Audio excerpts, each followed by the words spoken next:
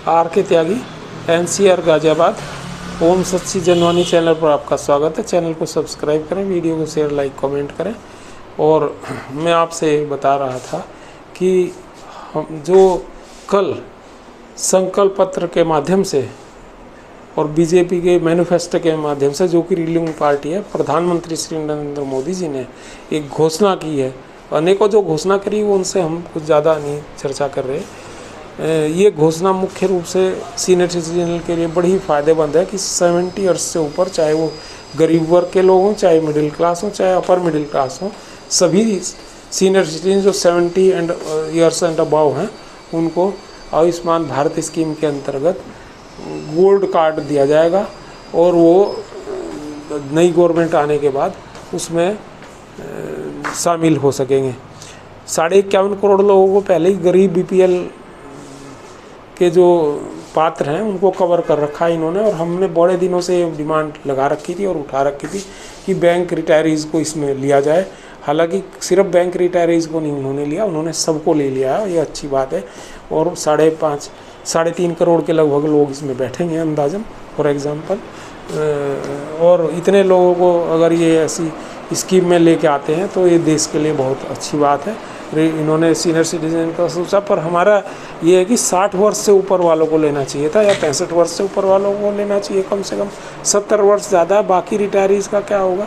वो रिटायरीज या बिना रिटायरीज जो भी हो, वो तो 60 वर्ष के ऊपर गवर्नमेंट रिटायर करती है, तो वो भी तो वृद्ध जन है, तो उन्हें भी सीनियर सिटीजन को ध्यान करना चाहिए गवर्नमेंट को। और ये अच्छी स्कीम है, और इसकी जितनी तारीफ हो सके उतनी मुक्त कंठ से प्रशंसा करनी चाहिए, बशर्ते कि ये जो कि तो लागू हो, जैसा कि बताया गया है।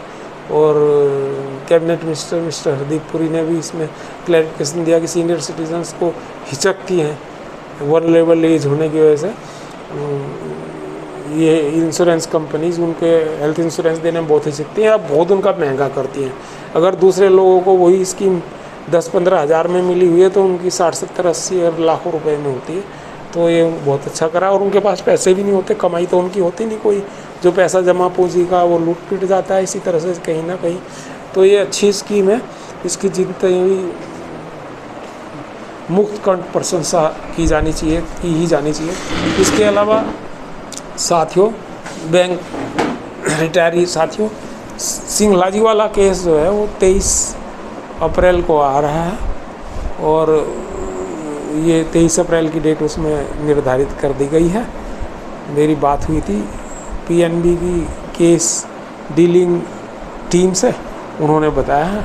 और ये अच्छी बात है कि चलो उसका नंबर आया। हालांकि मार्च में आना था, 1 महीना लेट हो गया, फिर अप्रैल के शुरू में, और अब ये डेट आ रही है। तो इसमें अगर कुछ डिसाइड हो जाए रिटायरीज़ के लिए तो अच्छी बात है। और इंश्योरेंस वाली बात आगे आ ही जाएगी, हो जाएगी, देखते हैं, पता लगता है। हालांकि रिटायरी लोग बड़े शंकित हैं और मना कर रहे हैं, जी ये कुछ नहीं होगा, जुमला है बीजेपी गवर्नमेंट का। पर हम नहीं समझते ये जुमला है, हम समझते हैं कि ये होएगा निश्चित रूप से। हमने उन्हें भी कहा कि भाई ये होगा, घोषणा पत्र है।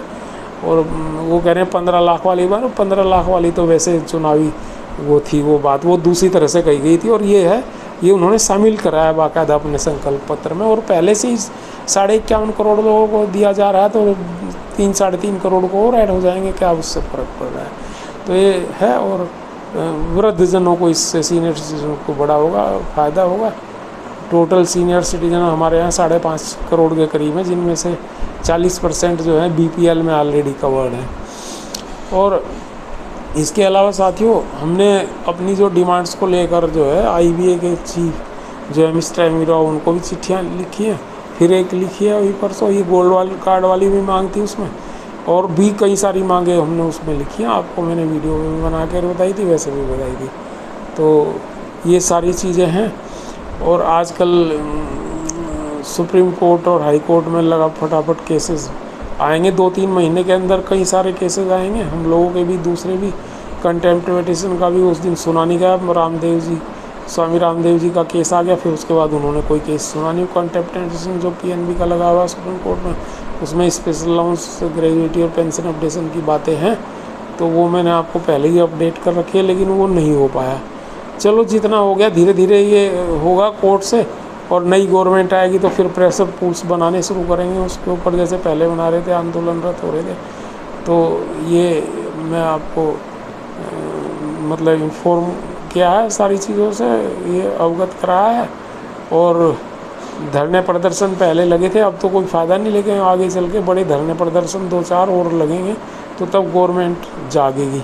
और इन्होंने जो इंश्योरेंस कवर की बात की है, कह रहे हैं 20 करोड़ लोगों से सलाह मशवरा करा है। और हम भी इनको चिट्ठियाँ पत्रियाँ लिख रहे थे, बात भी कर रहे थे और कह भी रहे थे। और हो सकता है इन्होंने 20 करोड़ लोग, कोई लोग सोशल मीडिया पे जो हम लोग जैसे ये वीडियो बन